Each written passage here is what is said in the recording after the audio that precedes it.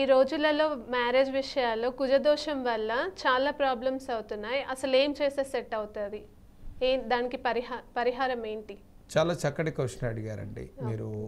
కుజదోషం వల్ల అసలు ఏం చేస్తే వీరికి ఉపశమనం కలుగుతుంది, ఎటువంటి పరిహారాలు చేసుకోవటం వల్ల మ్యారేజ్ లైఫ్లో డిస్టర్బెన్స్ తగ్గుతాయి? ఒకవేళ మీ జన్మజాతకంలో ఈ కుజదోషం ఉన్నట్లయితే మీకు ఆ కుజదోషం ఉన్నదా లేదా అనేది ఎలా తెలుసుకోవాలి? ముఖ్యంగా ఫస్ట్ పాయింట్ ఏమిటి అంటే మీ date of birth, time, place of బర్త్ని మీరు చూపించుకుని ఆ కుజదోషం ఉన్నది అని మీరు తెలుసుకున్నట్లయితే ఆ కుజదోషానికి సంబంధించిన పరిహారాల్లో ముఖ్యంగా మీరు చేసుకోవాల్సింది మీరు కొన్ని తిథులను గుర్తుపెట్టుకోవాలండి. అంటే ప్రతి నెలలో వచ్చే షష్ఠి, శుక్లపక్షంలో వచ్చే షష్ఠి కానీ, పంచమి నాగపంచమి లేదా సుబ్రహ్మణ్య షష్ఠి, అలాగనే మంగళవారం, లేదు మీరు చక్కగా పౌర్ణమి, ఇలాంటి తిథులు మీరు చూసుకోండి. లేదు వారం మంగళవారం రోజు ఖచ్చితంగా సుబ్రహ్మణ్యేశ్వర స్వామి వారి యొక్క సుబ్రహ్మణ్య పాశుపతం అనేటువంటి హోమాన్ని ఒక్కసారి మీరు చేసుకున్నట్లయితే దీనికి శీఘ్రమైన ఉపశమనం అనేది లభిస్తుంది. ఈ పాశుపతం ఎలా చేయాలి అంటే ఇది మీరు చక్కగా మీకు తెలిసినటువంటి దగ్గరలో ఉన్న వేద పండితులు కానీ బ్రాహ్మణులు కానీ సంప్రదించి సుబ్రహ్మణ్య పాశుపతం అనేటువంటి పరిహారం వల్ల దాంపత్య యోగంలో వచ్చేటువంటి ఈ లిటిగేషన్స్ కానీ, ఇద్దరి మధ్య బాండింగ్ తక్కువగా ఉండటం కానీ, వాళ్ళకి వైవాహిక జీవితంలో ఈ డైవర్స్ ఇష్యూస్ కానీ, మరి ఇంతకుముందు బాగుంది వాళ్ళకి బాండింగ్స్ ఇప్పుడు తగ్గిపోవటం అనేది విషయాలు కూడా మేజర్గా ఈ కుజదోషం వల్ల కలుగుతాయి. అంటే ఒకప్పుడు నచ్చింది, ఇప్పుడు ఆ విషయం ఇప్పుడు నచ్చట్లేదు. కారణం ఏమిటి అంటే అది పరిస్థితులు అనుకూలంగా కావచ్చు, జాతక గ్రహదోషం కావచ్చు. అంటే ఇవన్నిటికీ కూడా మనం దైవికంగా కొంత మనం ఆధారపడి దైవిక పరిహారాలు మనం చేసుకున్నట్లయితే ఆ విశ్వాసంతో మనం చేసే ప్రతి పరిహారం కూడా అండి సంపూర్ణ ఫలితాలు ఇస్తుంది.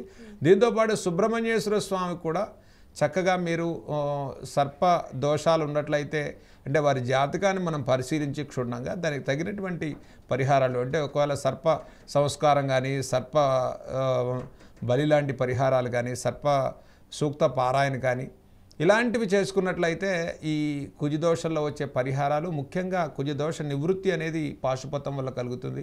సుబ్రహ్మణ్యేశ్వర స్వామి కూడా ప్రతి మంగళవారం చక్కగా పంచామృత అభిషేకం చేయటం, 11 ప్రదక్షిణాలు నియమంగా ఆయన ఆరాధన చేసుకోవటం వల్ల కూడా కొంత దీని నుంచి ఉపశమనం లభించేటువంటి పరిహారాల్లో అది ఒక పరిహారంగా మనం చెప్పుకోవచ్చు అండి. అలాగే గురుగారు, ఈ రోజులలో చిన్నపిల్లలు అసలు చదవట్లేరు, ఎడ్యుకేషన్ విషయంలో కూడా బాగుండట్లేదు. అసలు ఏం చేస్తే బాగుంటుంది, ఎలాంటి పరిహారాలు చేస్తే బాగుంటుంది? చక్కటి క్వశ్చన్ అడిగారు. పిల్లల విషయానికి వస్తే మీరు చిన్నపిల్లల్లో విద్యా సంబంధితమైనటువంటి ప్రాబ్లమ్స్ చాలామంది ఎదుర్కొంటున్నారు. అంటే పిల్లల మాట వినకపోవటం, విద్యాభివృద్ధి లేకపోవటం, చాలామంది పిల్లల్లో అది మనం తరచూ చూస్తూ ఉన్నాం. అది ముఖ్యంగా పిల్లల్లో అంటే బాల్య వయసులోనే మనం పూర్తి జీవితాన్ని మనం చూడకూడదు. జ్యోతిష శాస్త్రీయ కొన్ని నిబంధనలు ఏమిటి అంటే పుట్టగానే శిశువు యొక్క ఆరోగ్యం, ఆయుష్, అంటే ఏ శిశువుకైనానంటే పుట్టిన ఒక 12 సంవత్సరాల వరకు వారికి పరిపూర్ణ జాతకం అనేది మనం చూడకూడదు. కనీసం 8 సంవత్సరాల తర్వాత నుంచి వారి యొక్క జీవితంలో విద్య, అభివృద్ధి, ఎదుగుదల, ఏ కోర్సులు తీసుకుంటే మంచిది, ఎటువంటి చదువులు చదువుకుంటే వారికి జీవితంలో రాణిస్తారు, ఎటువంటి వృత్తి ఉద్యోగాలు బాగా రాణిస్తాయనేది మనం 8 సంవత్సరాల తర్వాత చూసుకోవచ్చు. అలాగే ముఖ్యంగా పిల్లల్లో అసలు విద్యాభివృద్ధి, ఈ మొండితనం, ఈ కొంతమంది పిల్లల్లో పట్టుదల, మాట వినకపోవటం, ఇవన్నీ చాలామంది ఇబ్బంది కలిగిస్తూ ఉంటాయి. అయితే వాటి నుంచి ముఖ్యంగా బాలారిష్ట దోషాలు ఏవైనా కానీ ఇప్పుడు పిల్లల్లో వారి మదర్, ఫాదర్ అంటే ఇద్దరు తల్లిదండ్రుల జాతకాలు, ఇద్దరి యొక్క జాతకాలను బట్టి కూడా పిల్లల యొక్క హోరోస్కోప్ ఉంటుంది. అంటే వాళ్ళిద్దరి యొక్క హోరోస్కోప్స్ రీత్యా కూడా ఎవరికైనా దీంట్లో ఏలినాటి శని కానీ మరి జన్మశని దోషాలు కానీ ఉన్నట్లయితే పిల్లల్లో కూడా చాలామంది వారి గ్రహగతుల ఆధారంగా ఇప్పుడు మనం చూసుకుంటే కొంత మొండితనం కానీ, విద్య మీద కాన్సన్ట్రేషన్ లేకపోవటం కానీ జరుగుతుంది. మీరు అలా ఉన్నవాళ్ళు చదవరా అండి పూర్తిగా అంటే కొంత సమయం ఇలాంటి ఇబ్బందుల్ని మనం ఎదుర్కోవాల్సిన అవసరం ఉంటుంది. అలాంటప్పుడు మనం చేయాల్సినటువంటి పరిహారం ముఖ్యంగా ఏమిటి అంటేనండి, ఎటువంటి బాలారిష్ట గ్రహ దోషాలు ఉన్నప్పటికీ కూడా చక్కగా ప్రతి సోమవారం మీరు శివాలయంలో పంచామృత రుద్రాభిషేకాన్ని చేయించుకోవాలి. పంచామృత రుద్రాభిషేకం ప్రతి సోమవారం మీ పిల్లల యొక్క జన్మ నక్షత్ర రీత్యా ఆ నక్షత్రం వచ్చిన రోజు కానీ, ఆ నక్షత్ర వచ్చేటువంటి రోజు శివుడి యొక్క నక్షత్రం వచ్చినప్పుడు రోజు కానీ మనం రుద్రాభిషేకాన్ని చేయించినట్లయితే అలా మీరు ఒక 4 సోమవారాలు కానీ చక్కగా ఒక 5 సోమవారాలు కానీ మీరు ఇలా చేసినట్లయితే పిల్లల్లో బాలారిష్ట గ్రహ దోషాలు చాలా వరకు తగ్గిపోతాయి. గ్రహదోష శాంతి మీరు చేసుకున్నా ఒకవేళ తెలియక చేసుకోకపోయినప్పటికీ కూడా ఈ యొక్క పరిహారంతో అత్యంత విజయవంతమైన ఫలితాలు సాధించుకుంటారు.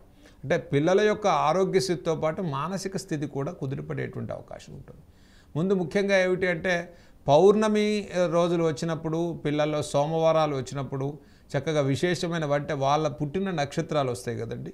మళ్ళీ ఆ నక్షత్రం వచ్చిన రోజు వాళ్ళు మనం చూసుకుని శివాలయంలో అన్ని గ్రహాలకు సంబంధించి ఒక పరమేశ్వరుడికి ఒక రుద్రాభిషేకాన్ని చేసుకోవటం వల్ల బాలారిష్ట గ్రహ దోషం తొలగిపోతుంది. ఏదైనా విశేషంగా ఈ నక్షత్రం అంటే మూల కొన్ని నక్షత్రాల్లో దోషాలు ఉన్నట్లయితే వాటికి తగిన శాంతి పరిహారాలు మీరు చేసుకున్నట్లయితే పిల్లల్లో ఆ మొండితనం కానీ కోపం కానీ అభివృద్ధి విద్యా సంబంధితమైన ఇష్టత కానీ కొంత పెరగడానికి అవకాశం ఉంది. దాని రీత్యా మనం ఒకే వాళ్ళని కావాలని ఒక ఒత్తిడితో కూడుకున్న ఎడ్యుకేషన్ కానీ బలవంతమైనటువంటి చదువులు కానీ మనం చెప్పినట్టుగా ఈ వయసులోనే వాళ్ళు చేయాలని మనం ఒక ఫోర్స్ ప్రెజర్ కానీ ఇవ్వటం వల్ల వాళ్ళలో కాస్త వ్యతిరేకమైనటువంటి భావాలు పెరిగేటువంటి అవకాశాలు ఎక్కువగా గోచరిస్తూ ఉంటాయి అన్నమాట.